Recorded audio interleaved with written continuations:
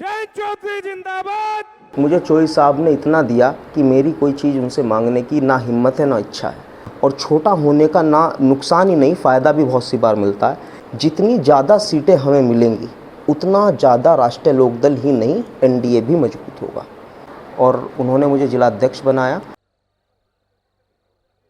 जब मैं चुनाव लड़ा तो मैं सबसे छोटा था चुनाव जब लड़ रहा था। ये डिसीजन चोई साहब का है, वो किसी को भी लड़ा है, यानी कि राष्ट्रीय लोकदल कर सकता है, वो कोई और दल नहीं कर सकता। आज हमारे साथ मेरठ के राष्ट्रीय लोकदल के जिलाध्यक्ष अनिकेत भारद्वाज हैं। अनिकेत भारद्वाज आज चर्चाओं में हैं क्योंकि आज इन्होंने अपने गांव ईकड़ी में जयंत चौधरी की, जो राष्ट्रीय लोकदल के राष्ट्रीय अध्यक्ष हैं और केंद्रीय राज्य मंत्री स्वतंत्र प्रभार हैं, उनकी एक बड़ी रैली कराई है। और उसके लिए जयंत चौधरी जी ने उनकी पीठ भी खूब सार्वजनिक रूप से थपथपाई है। अनिकेत जी, कैसा महसूस हो रहा है आज आपको? देखिए, आज हमारे राष्ट्रीय नेता चौधरी जयंत सिंह जी गांव ईकड़ी एकता रैली को संबोधित करने आए थे। अच्छा लगता है जब आपका नेता आपके द्वारा किए गए कार्यक्रमों में आते हैं और आपका उत्साह बढ़ाते हैं और एक संदेश ना सिर्फ ईकड़ी या आसपास के इलाके को बल्कि राष्ट्र को देते हैं कि राष्ट्रीय लोकदल महिलाओं के मुद्दे पर, नौजवान के मुद्दे पर, किसान के मुद्दे पर सदैव खड़ी रही है और खड़ी रहेगी। अनिकेत जी, आज की जो रैली है, आप क्या मानते हैं कि उससे क्या मैसेज पब्लिक में गया है और क्या मैसेज 2027 के चुनाव को लेकर गया है? देखिए, राष्ट्रीय लोकदल कोई ऐसा नहीं है कि अब 27 नज़दीक है तो चुनाव की तैयारी कर रहा है। हम लोग 5 साल चुनाव लड़ते हैं। और रही बात इस रैली के संदेश की, तो इस रैली का नाम एकता रैली था। और एकता रैली का नाम रखने की वजह ये थी कि राष्ट्रीय लोकदल में हर धर्म, हर जाति और सब लोगों का सम्मान है और सब लोगों की ये पार्टी है। आपको एक बहुत बड़ी जिम्मेदारी मिली है जी।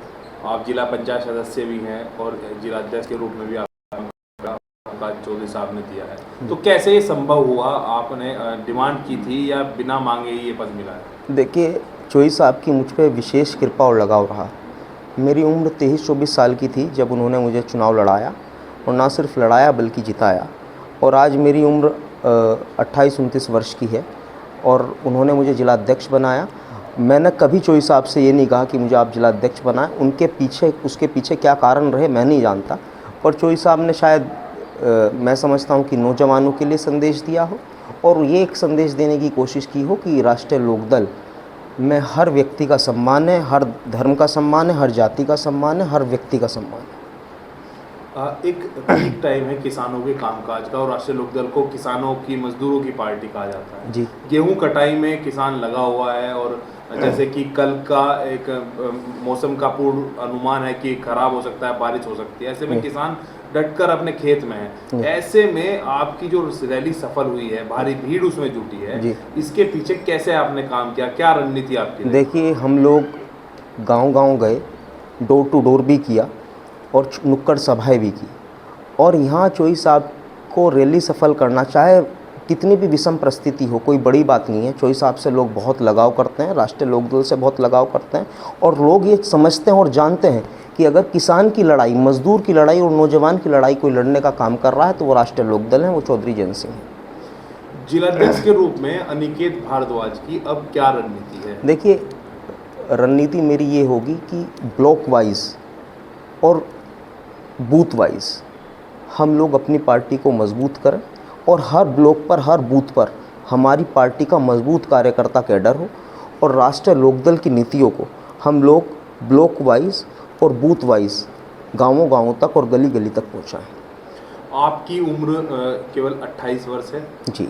और पार्टी में बहुत बड़ी उम्र के लोग हैं जी। कैसे आप एक सामंजस्य बैठा पाएंगे संगठन में? देखिए, सामंजस्य तो मैं कहूँगा कि लगभग बैठ चुका है, क्योंकि मेरी नियुक्ति को लगभग 2 महीने हुए हैं, तो मुझे नहीं लगता कि कोई दिक्कत आई है। सब लोगों का स्नेह और आशीर्वाद मिला है और छोटा होने का ना नुकसान ही नहीं, फ़ायदा भी बहुत सी बार मिलता है कि अगर आपसे कोई गलती हो जाए तो छोटा समझ के पार्टी के वरिष्ठ लोग आपको माफ़ भी कर देते हैं और आप पर विशेष कृपा भी उनकी, क्योंकि उम्र के हिसाब से लगाव भी रहता है, तो उसका भी मुझको फ़ायदा मिलता है और हमेशा मिलता रहा है। देखिए, उम्र, ये चर्चा आम लोगों में हो सकती है कि एक उम्र कम है तो नुकसान है। मुझे हमेशा उम्र का लाभ मिला। जब मैं चुनाव लड़ा तो मैं सबसे छोटा था चुनाव जब लड़ रहा था। ना सिर्फ जो लोग मेरे सामने चुनाव लड़ रहे थे बल्कि जनपद में सबसे छोटा व्यक्ति उम्र के हिसाब से मैं चुनाव लड़ रहा था। उसमें भी मुझे इसने आशीर्वाद मिला, क्योंकि लोगों को लगता था, मैं जब किसी के घर जाता था कि भाई बच्चा आया, और एक मतलब सॉफ्ट हार्टेड लोग जो थे उन्होंने मुझे वोट दिया, सपोर्ट दिया और प्रेम दिया, मुझे चुनाव जिताया। और आज भी अगर मैं काम करता हूँ पार्टी के लिए, संगठन के लिए या नेता के लिए अपने, तो लोग सपोर्ट करते हैं, पार्टी के लोग भी सपोर्ट करते हैं और वरिष्ठ जन भी सपोर्ट करते हैं। तो अब जिलाध्यक्ष तो आप बन गए, क्या सिवाल खास से विधानसभा की भी तैयारी आपकी है? देखिए, मुझे चोई साहब ने इतना दिया कि मेरी कोई चीज़ उनसे मांगने की ना हिम्मत है ना इच्छा है। मुझे सबसे कम उम्र का जिला पंचायत सदस्य बनाया, और शायद मैं पश्चिम उत्तर प्रदेश में मुझसे कम एज का कोई जिला पंचायत सदस्य नहीं है। फिर मुझे जिलाध्यक्ष बनाया, और मुझे लगता है रूलिंग पार्टी का या किसी भी एक स्थापित दल का मुझसे कम उम्र का कोई जिलाध्यक्ष नहीं होगा। तो मुझे नहीं लगता अब कुछ और मांगने के लिए बचा है।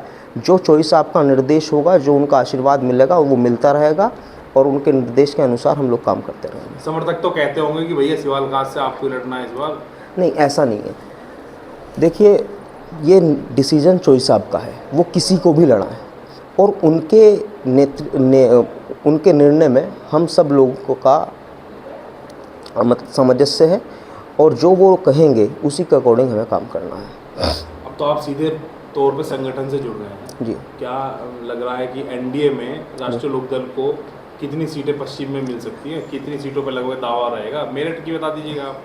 देखिए, मुझे ये मालूम है कि एनडीए की सेहत के लिए राष्ट्रीय लोकदल का मजबूत होना बहुत ज़रूरी है। जो पश्चिमी उत्तर प्रदेश में हम लोग कर सकते हैं, यानी कि राष्ट्रीय लोकदल कर सकता है, वो कोई और दल नहीं कर सकता। जितनी ज़्यादा सीटें हमें मिलेंगी उतना ज़्यादा राष्ट्रीय लोकदल ही नहीं, एनडीए भी मजबूत होगा। तो सरदना सीट पर भी राष्ट्रीय लोकदल का दावा रहेगा क्या? काफ़ी चर्चाओं का विषय, इसलिए पूछ रहा हूँ। देखिए, ये राष्ट्रीय नेतृत्व को तय करना है, भारतीय जनता पार्टी और हमारा काम ये है कि जो भी वहाँ से निर्देश मिले उसे हम लोग ज़मीनी स्तर तक उतारें, और हर पार्टी के कार्यकर्ता की इच्छा होती है कि वो उन्हें ज़्यादा से ज़्यादा सीटें मिलें, उनका काडर बढ़े। तो हम लोगों के कार्यकर्ताओं की भी सबकी इच्छा है कि जनपद मेरठ में भी पार्टी का विस्तार हो और हम लोग सिवाल से अन्य सीटों पर भी लड़ें। एक लोग जानना चाहते हैं, खासकर युवाओं में ये चर्चा है कि अनिकेत भारद्वाज अगर एक राजनेता ना होते तो क्या होते? शायद एक अच्छा वकील, एडवोकेट है। मैं मतलब एडवोकेसी मैं कर रहा हूँ, पर क्योंकि टाइम नहीं मिल पाता उस स्तर का, तो वो इतनी बेहतर स्थिति में नहीं जा पा रही है। हालांकि मेरी बड़ी इस्टेब्लिश हो गई थी थोड़े दिन में वकालत, पर वो फिर अब एक गैप आ गया, तो अब मैं वकील ही होता, मुझे लगता है। तो ये हमारे साथ अनिकेत भारद्वाज जी थे, और इन्होंने बड़ी बेबाकी के साथ और बहुत ही अच्छी तरह से अपनी बात रखी है और सभी सवालों के जवाब दिए हैं। आप सभी का हमारे साथ जुड़ने के लिए बहुत बहुत धन्यवाद।